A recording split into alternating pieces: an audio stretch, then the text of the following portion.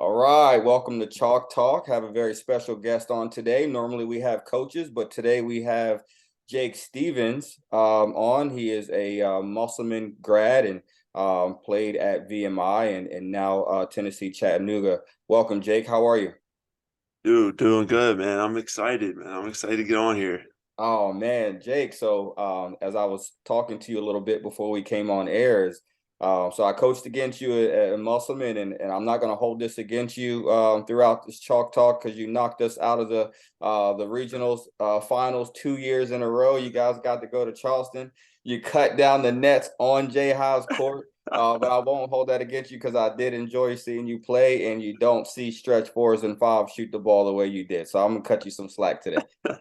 Yeah, man. It was always a battle going in there. It was always a battle. We knew we were gonna get the best out of everybody. So yeah, no hard feelings. No hard feelings, man. Also, Coach Basile is one of my favorite coaches, and we've had chalk talk. I actually sent it over to you. Yep. I just really enjoy watching him coach. I enjoyed playing against him when I was at Jefferson, and he was a coach, and I enjoyed coaching against him. Can you give me a little bit of background on your relationship with Coach Basile coming through, and do you guys stay in contact at all? Yeah, we stay in contact, man. He's awesome. He is uh one of the reasons why like I love the game so much is just seeing his passion for it every day. I mean, the dude is just like day in and day out, just always thinking basketball, like it's crazy. He doesn't have to do that. Like he's just a high school coach. Like he doesn't have to be as bought in as he is, but he is bought in year after year, and just wants the best for his kids, man. So yeah, it's definitely played a part in why I love basketball so much. And I was fortunate. I got home for um, a couple days here, and they were playing Hedgesville in the regional, and I got to go check in with him and chop it up with him right before they played. So it was cool seeing him, man, because he never changes, man. He No. loves the game. He never changes. So Yeah, awesome. Yeah, he never changes. And you got to play with your brother. It doesn't happen very often. You got to play high school with your brother, and I know your dad was super involved with your AAU and things like that coming up. How's Cam doing? And do you guys play one-on-one anymore? Cam's good, man. It's been awesome because he came down here to chat with me. He's got a remote job, so he works here, and we've been able to kind of make up for lost time because obviously being at two different schools, two different college athletes, it was a little difficult to kind of catch up. So it Yeah. was cool, man, because we get to hang out. But as far as playing, we don't play too much because it just ends up in a fight. So we just we'll do some shooting. He'll rebound, I'll rebound, and Yeah. we'll call it a day because Oh man. it's an immediate fight if you play. That's good stuff, man. Competitors, man. That's how me and my brothers were for sure. So let's dive into your college career. So you went to VMI and you just absolutely, you did great over there. And this year you transferred to Tennessee Chattanooga, and we'll dive deeper into that. So you with a new team, and you went to the conference finals. How did you like your new school? Dude, it was awesome, honestly. Like this community, they just love basketball. Like they fill the bleachers every night. Like it was just immediately like it was just a good fit.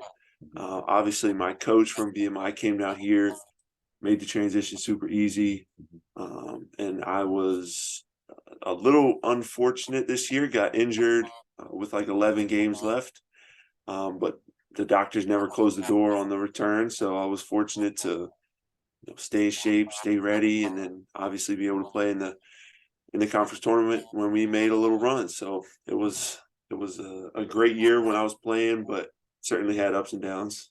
Yeah, for sure. I know how much you love the game. I actually saw you're on the shooting machine in a boot at one point, right?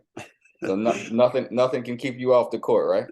Dude, I love playing ball. I love just shooting. Like seeing the ball go through the rim is like it's an addiction really. So Yeah. I think a lot of times doctors will tell you like, hey, you got to do this, you got to. But at some point, like it's better for my mental for me to be shooting and be doing all that than it is worse for my body to be doing it. So it's like Yeah. to keep me bought in, I need to shoot a little bit. So yeah, I'll get on there any way I can. Yeah, for sure. So you mentioned something about it being an addiction, and I love to shoot as well, and I try to tell my guys like you have to hate missing. Like I actually hate missing. I don't just shoot to shoot. I actually shoot to make it every single time because I despise missing a shot. Like that's a mentality, and that's the mentality that you take, and that's the reason why you shoot as well as you do. And I guess I can go ahead and dive into that. You shot 49% from three at VMI. Now, most coaches want guys that are shooting, 38 to 40% is great. And we're talking about shooting guards, you know what I mean? And Yep. wing players that we actually want shooting the ball, that is normal, to recruit guys shooting the ball. But you shot 49% from three. And it wasn't like you were taking, only a few threes. Now, how does somebody get into a groove like that over the course of an entire season to shoot almost 50% from three? Man, I wish it was easy because I would have done it again this year if I could have. I mean, I shot the ball pretty well, but wasn't at that clip. And I don't think people understand either. Is like shooting as a big is almost harder than as a guard because you're shooting pick and pops, like you're moving into every shot. You're like I'm almost never getting a wide open just catch and shoot shot. I mean, Hmm. obviously some of them, but I'm moving into every single shot, stepping back, stepping forward. So Hmm. you do get some different looks. As far as getting on a roll, it's tough because at the beginning of the year I was really like because I had not shot the ball well my first 3 years, and I'm like, man, like I know I'm a good shooter. I know it's there. And it just kind of clicked. Actually, right before we get into conference play, I'm shooting. I want to say we played a game at ETSU, didn't shoot the ball real well. I'm at like 38% on the year. That's decent. That's okay. It was obviously better than my previous years. But then like the rest of conference play, I shoot the ball like lights out. I'm talking like I must have finished the year like 60% the rest of conference play. And like it really is just like every time I shot the ball, I was like, yep, that's in, that's Yeah. in. Like, and I mean, yeah, I don't know, but once I kind of got in that rhythm, I almost found it easier to like go into the like keep the same routine. That's the Mhm. biggest thing for me is like Yeah. every single day I'm getting to practice an hour early. I'm shooting these shots, doing this. Every day I'm shooting this many shots. Like I know it exactly. Um, and then it's just I don't know. It just keeps rolling. So Yeah, for I say sure. I find think. your routine and just stick with it. Yeah, for sure. I think that's important to note as well as the routine, getting there an hour before practice. You're taking game shots, everything that you're taking during your routine or shots that you're going to actually see during the game. And you have that same focus and you're developing that muscle memory in practice so that it, comes easy in the game. Now, you say you didn't shoot it as well this year, but you still shot 40% from three. So any coach would still be happy with anybody on their team shooting at 40%. So I know you're a little bit below your 3-point average from last year, but you still shot it pretty well. Let's just talk about the offers leaving from VMI. I recruited you. I was like, hey, look, Jake, I know you're not going to come here. I know you shot 50% from three. You averaged 20 points a game, 10 rebounds. Come to Florida Tech, man, and be, player of the year, All-American. So yes, Florida Tech did offer Jake Stevens. Jake, who else offered you? Man, it really was crazy. I had a ton of schools, and you don't want to say somebody offered you because it is like it's not like somebody's calling me up and being like, "Here's the offer." I mean, I had tons of schools showing interest. Yeah. Obviously, like I mean, WVU, like Iowa, Penn State, like a Mm, ton of schools, a ton yeah. of schools. And I was just blessed to be in that situation. But at the end of the day, once Coach Earl got the job down here, I knew like I want to give Chat a fair chance. Like I want them to be my first visit because Coach believed in me when no one else did. Like he developed me into the player I was. Has always put the ball in my hands and believed in me. And then once I got down here and saw it, and saw really how much of a resource upgrade it was going to be versus VMI, Mm-hmm. I was like, okay, like this makes sense. I know what I'm going to get. I mean, for better or worse, like I was probably going to average 20 points and about 10 rebounds this year. Um, and I mean, he put me in position to do that again. And I mean, cannot say it enough. Like for guys in the portal, like you have to go somewhere you're gonna fit.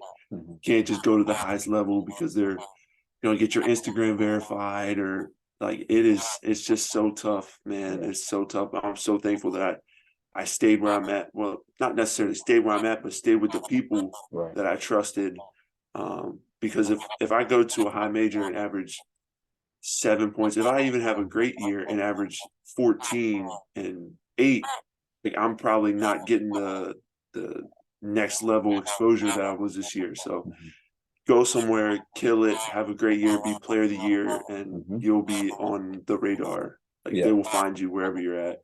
Yeah, absolutely. We're dealing with the portal every day. It's As crazy. coaches, it's crazy. It's 1,000 names in the portal on the first day.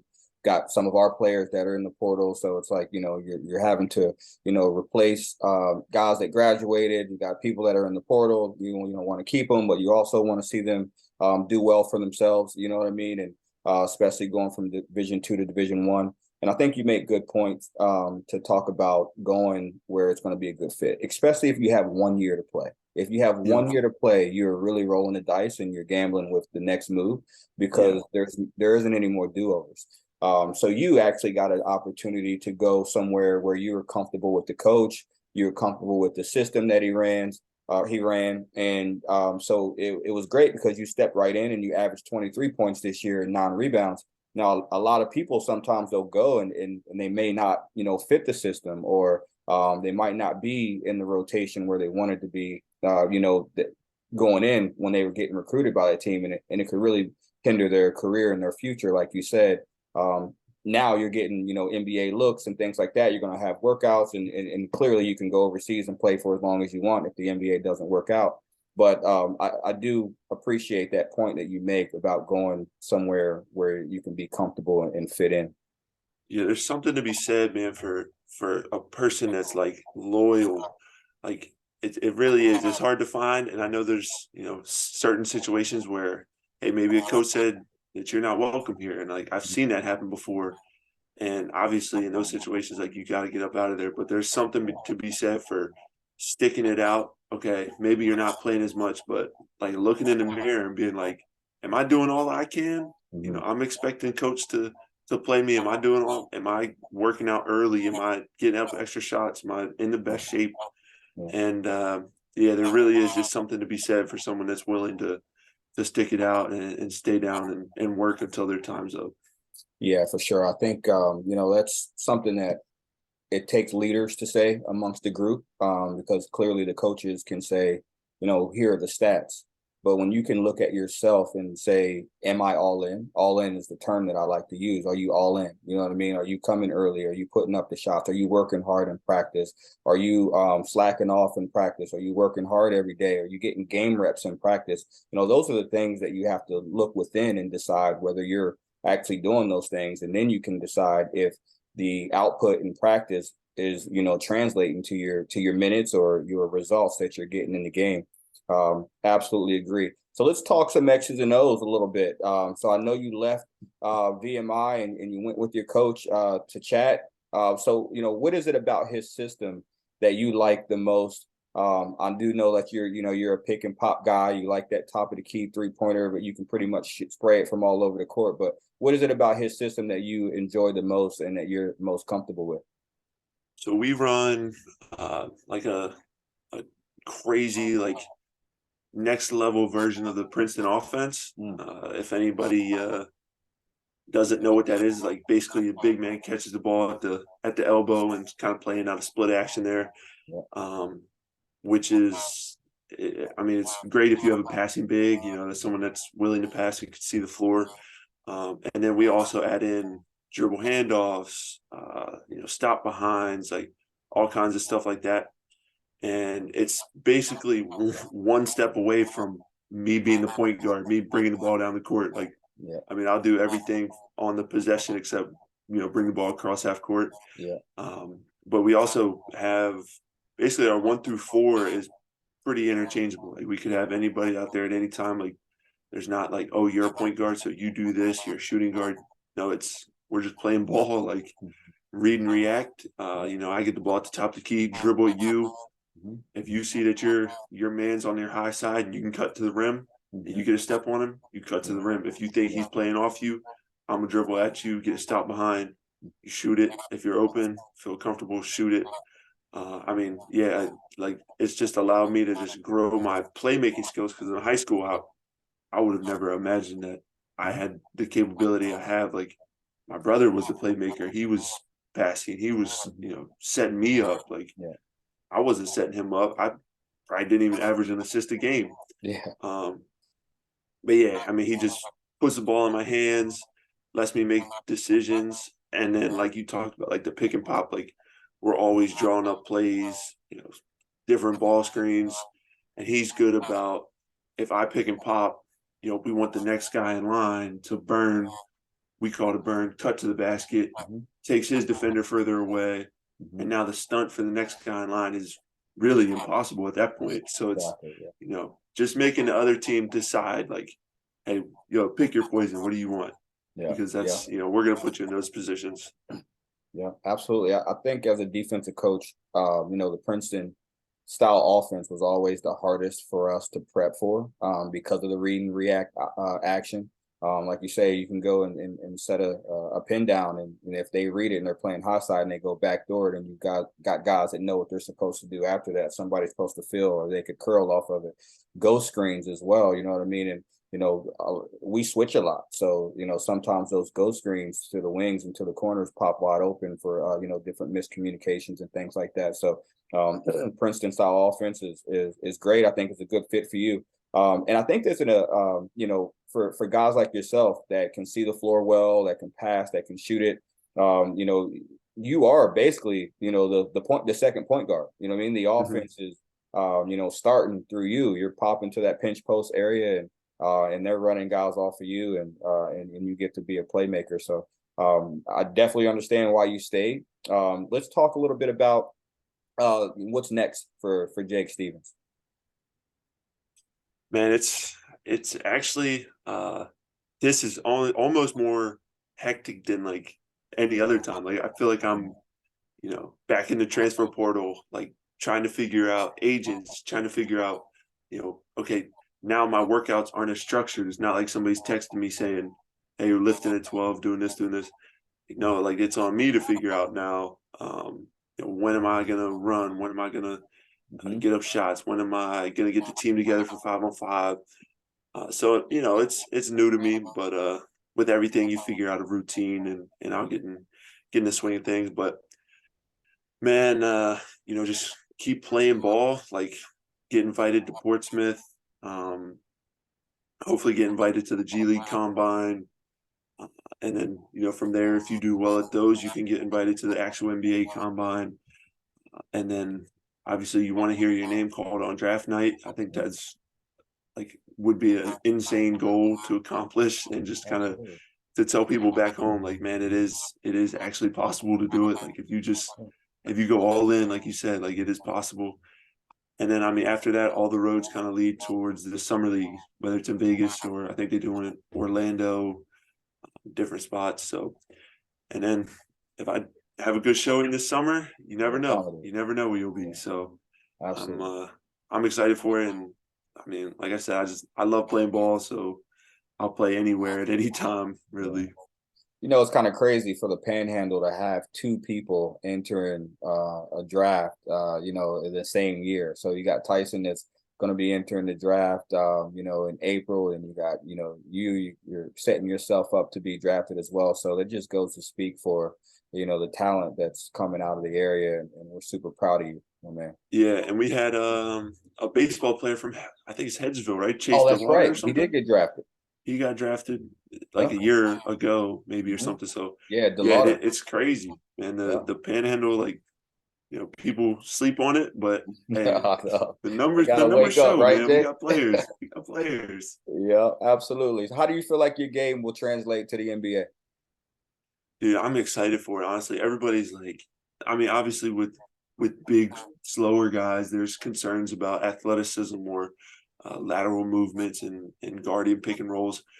I'm excited for it because it's a new challenge. Like throughout my whole career, I've been, I started as a freshman at Musselman, came off the bench the first couple games, found my way into the starting spot, and just kind of just got better each year. So the more I'm exposed to something, I feel like the better I'll get at it. So it's a new challenge. I know it's not going to be easy. Like if I'm lucky enough to be on the NBA floor, like I'll be guarding, like I could be in a pick and roll against Kyrie or Kyrie, yeah, like Luca. yeah, Like not many people can guard them anyway. right, But I'm excited just to have the experience and just build on it because I mean that's kind of what I do. I just keep chipping away. I'm gonna yeah, just keep coming at you, keep working every off season, and just keep getting better. So I'm just excited for the new challenge and whatever they want me to do, they ask me to do, I'll do it. If it's freaking passing out waters to people, like I'll I'll I stand on hear the that. sideline passing out waters, like I'll do whatever. So Yeah, absolutely. And before I let you go, let's talk about the pick and roll action a little bit because the game has really turned into a lot of pick and roll stuff. Did you guys see a lot of pick and roll stuff in the SoCon? And if so, how did you guys defend it? yeah, the pick and roll, I mean, that is the action in basketball. Like that is basketball now. Like Mhm. you're not gonna. I mean, we probably set. If I had to guess, it's 4 or 5 pick and rolls, like on ball screens of possession. Like Yeah, it's nuts. it's crazy. Um, so our main way of defending it was depending on who has the ball. Sometimes if it's a better shooter, we're gonna run them. We're gonna go over, not let them get like a stop behind, open three. But then you do have to worry about the big roll into the basket. Thankfully, we weren't in like this crazy athletic league where people are just catching lobs. Mhm. Um, but I tell you, honestly, what's worked best for us towards the end of the year, we got better at it was send the guard over the screen. And then if the big is popping or whatever, like we'll just veer switch it. And like, Mhm. because once the guard is in the paint, I feel like that's to my advantage. Like Right, he's no longer going to be able to go between the legs behind. Like right, once he's in the paint, I'm capable in there. So right, right.